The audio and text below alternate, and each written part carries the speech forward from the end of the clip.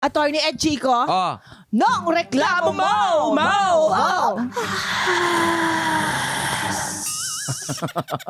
Siguro reklamo ko yung asawa ko. Ay, grabe, Oo. direct ang direct.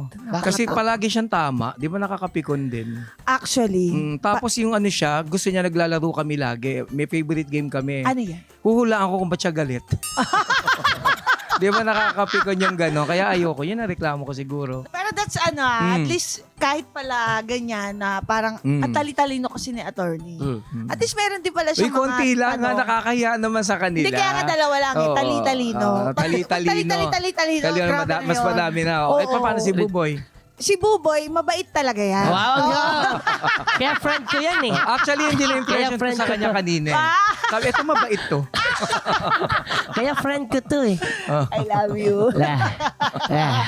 Ay, nako, kung may reklamo po kayo sa buhay, dulog na yan sa ating official Facebook group, Your Honor Sumbungan Court. Kaya naman po, huwag niyo pong kakalimutan na mag-subscribe po kayo sa Yulol at i-click po ang notification bell para lagi po kayo updated sa aming latest content. Aha, this Saturday, abangan niyo po ang aming riot na session kasama si Attorney Ed. Pagkatapos po yan, ng Pepito Madalauto, dito lang yan sa hearing na Podcast pa. Your Honor!